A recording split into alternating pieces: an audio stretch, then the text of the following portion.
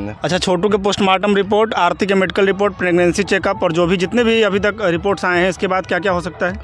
ये सारे रिपोर्ट जो और इस मामले में भारी पेचीदगी तब आई है जब अब आरती का जो पासबुक है, जो जीविका में वो काम करती है, शायद वहाँ पर उसको 2200-2300 रुपये महीना मिलता है और कुछ कमीशन उमीशन मिला करके 3-4 हज़ार तक बात पहुँच सकती है, लेकिन अभी क्लियर नहीं हो पाया है। लेकिन जैसे ही हमें पता चलेगा, मैं आरती के पासबुक का फ़ोटो कॉपी आपके सामने शो करूँगा। उसमें एक बड़ा अमाउंट आया है। नमस्कार, खबर 247 देख रहे हैं। आपको पता है कि बिहार के अररिया जिले का जो आरती छोटू का मामला है, उस पर श्याम झा रोजाना कुछ ना कुछ नया अपडेट लाते हैं। आज का क्या अपडेट है? आज का ताज़ा अपडेट ये है, अररिया के जो छोटू का घर है, जहाँ पे आरती रह रही है, वहाँ पर अदालत ने 2 नुमाइंदों को भेजा था कि जो चार्जशीट पुलिस के द्वारा दाखिल की जा रही है उसका वेरिफिकेशन हो सके। वहाँ पर कोर्ट के द्वारा भेजे गए जब दोनों आदमी गए आरती से मिलने के लिए, तो सबसे पहले छोटू के जो भाई हैं, जिनसे बात हो रही थी आरती के शादी की, उन्होंने और छोटू के पिताजी ने उन दोनों आदमी को आरती को मिलने से रोक दिया। उसके बाद उन्होंने इस बात की सूचना अदालत को दी कि हमें आरती से नहीं मिलने दिया जा रहा है। फिर अदालत त्वरित कार्रवाई करते हुए नज़दीकी थाना जहाँ पे ये पूरा कांड दर्ज है, वहाँ पर आदेश पहुँचाया अदालत की आप जा कर के और जो कोर्ट द्वारा नियुक्त जो 2 अधिकारी हैं, उनको जांच करने में सहयोग करवाएं। जब पुलिस आई छोटू के घर पर, जहाँ पर आरती अभी रहती है, तो वहाँ पर पुलिस को भी छोटू के पिताजी ने मना कर दिया कि आरती अभी बयान देने के हालत में नहीं है। और दोनों ही जो अदालत के आदमी थे और पुलिस वहाँ से खाली हाथ लौट गई, ये बोल करके कि हम फिर बाद में आएंगे। और उसके 1-1.5 घंटे के बाद ही आरती का एक नया वीडियो, आरती छोटू लव स्टोरी, जो फेसबुक और यूट्यूब पर डिजिटल चैनल है, उस पर अपलोड हुआ और इस बात की कंप्लेन की गई है वहाँ के स्थानीय प्रशासन के द्वारा अदालत में।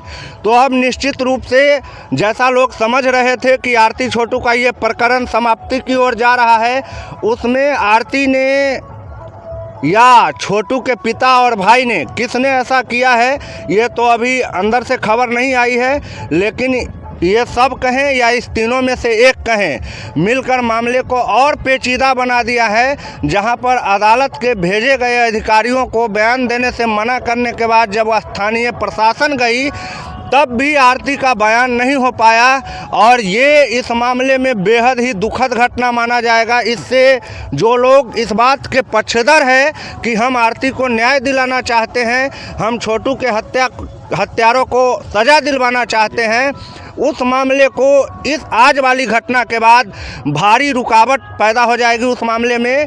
और कहीं न कहीं अब प्रशासन की टीम भी आरती को शक की निगाहों से देखेगी और अब शक के निगाह में छोटू के पिता और भाई भी आ गए हैं। इस मामला में अब बेहद ही संगीन मोड़ आ गया है यहाँ। और एक और घटना आज ही की है, जहां पर छोटू और आरती का जो कॉल डिटेल है, कॉल आइटमाइज डिटेल, जिसमें क्या बातें होती है, कॉल रिकॉर्डिंग डिटेल, सारा कुछ आ गया है। उस कॉल डिटेल में अब साफ साफ खुल्लम खुल्ला बात हो गया है। आरती ने छोटू को बहुत ही प्रेशर देकर अपने घर बुलाया था। छोटू बार बार मना कर रहा है कि तुम्हारी भाभी का फ़ोन आया ज़रूर था, लेकिन छोटू की भाभी ने रात को 9 बजे फ़ोन किया था।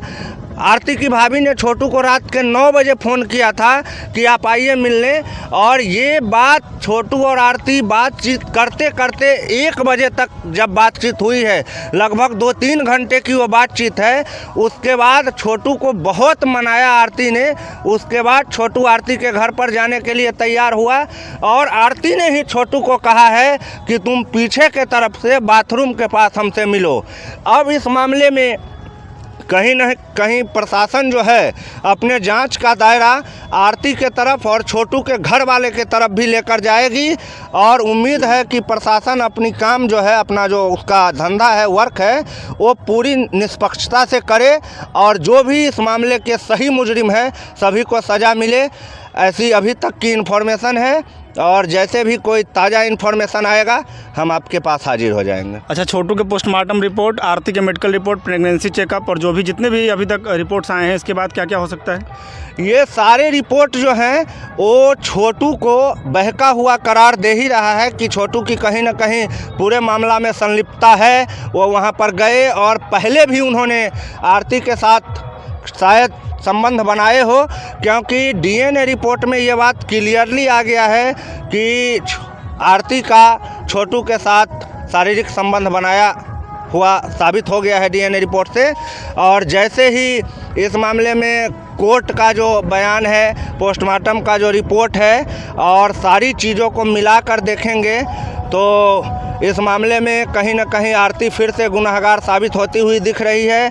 तमाम लोग हमें बोलते हैं कि आप आरती के प्रति या औरत के प्रति हमदर्दी नहीं रखते हैं, बहुत कठोर भाषाओं का प्रयोग करते हैं। तो मैं उनसे कहना चाहूँगा कि मैं सिर्फ मुजरिम के खिलाफ कठोर भाषा का प्रयोग करता हूँ, चाहे वो आरती हो या छोटू हो या आरती के घर वाले हो या छोटू के घर वाले हो। जो भी इस मामले के दोषी हैं उनके प्रति मेरा कभी नरम रुख आपको देखने को नहीं मिलेगा। और इस मामले में भारी पेचीदगी तब आई है जब अब आरती का जो पासबुक है, जो जीविका में वो काम करती है, शायद वहाँ पर उसको 2200-2300 रुपये महीना मिलता है और कुछ कमीशन मिला करके 3-4 हज़ार तक बात पहुंच सकती है, लेकिन अभी क्लियर नहीं हो पाया है। लेकिन जैसे ही हमें पता चलेगा मैं आरती के पासबुक का फ़ोटोकॉपी आपके सामने शो करूंगा। उसमें एक बड़ा अमाउंट आया है। तो प्रशासन और नज़दीकी लोगों का कहना है कि छोटू ने जो बाहर में कमाया है वो पैसा आरती को ही भेज रहा था, उसमें से कुछ हिस्सा भेजता हो या पूरा भेजता हो। तो कहीं ना कहीं ये मामला जो है वो सुशांत सिंह राजपूत वाला जो मोड़ था मामले में, जहां पर रिया चक्रवर्ती को माना जा रहा था कि सुशांत सिंह राजपूत ने जब उससे अपने 3 करोड़ रुपए वापस मांगने शुरू किए तो वो देने में असमर्थ थी और सुशांत सिंह राजपूत की बहुत ही अजीब तरीके से हत्या कर दी जाती है। केस है, इंडिया में इतना लोग हैं, 1.5 अरब आदमी हैं, वो केस गुमनामी के अंधेरे में ज़रूर खो जाता है। लेकिन आपको और पूरी भारत को पता है कि रिया चक्रवर्ती ने पैसा वापस नहीं हो पाने के चक्कर में सुशांत सिंह राजपूत को मारा है। तो कहीं ना कहीं अब उसी एंगल में आरती छोटू का मैटर जा रहा है, जहां पर छोटू जो आरती को पैसे दिए थे वो पूरे वापस मांग रहे थे या उसमें से कुछ पैसा खर्च के लिए मांग रहा था, क्योंकि वो घर वापस आया था शहर से और आया ही था उसी से 1 आध दिन पहले। तो हमें लगता है, ऐसी संभावना मैं व्यक्त कर रहा हूँ, ये पूरी पक्की बात होगी, ये मैं नहीं बता रहा हूँ, कि जैसे ही छोटू ने आरती से अपने दिए हुए पैसे वापस मांगे तो इस मामला ने अलग मोड़ ले लिया। शायद आरती को पैसा वापस करने का नहीं मन रहा हो या कोई भी तरह का इस बात में व्यवधान पैदा हुआ तो वहाँ पर छोटू की हत्या की गई। और एक आरती के द्वारा जो गवाही दी गई थी कि 5-6 लोगों ने मिलकर छोटू को मारा, अरुण ये वो सब का नाम ले रही थी, अपने भाई का, अपने पिताजी का नाम ले रही थी। फिर आरती कहती है कि करंट लगाकर मारा गया और फिर उसी आरती का बयान आता है कि जब हम लोग को हमारे भाई बाप ने पकड़ा तो हमें पकड़कर अलग कमरे में बंद कर दिया और छोटू को अलग कमरे में ले जा कर के मारे।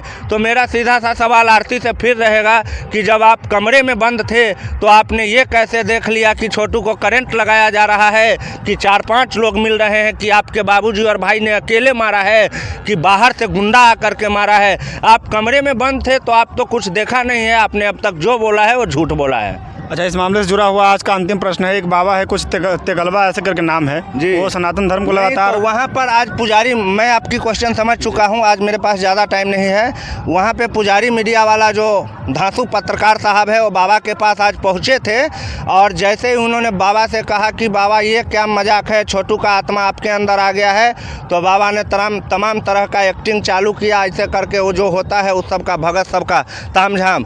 उसके बाद बोलता अब छोटू आ गया है बोलो। लो। तो वहीं पे कुछ लोग थे जो मजाकिया लहजा में कह दिए कि छोटू आ गया है तो 2-4 झापड़ इसको मारिए, इसको तो चोट लगेगा नहीं, छोटू को लगेगा, क्योंकि अब ये बाबा तो है नहीं है, तो छोटू, और छोटू मर चुका है, मरे हुए आदमी को मारने में कोई दिक्कत नहीं है।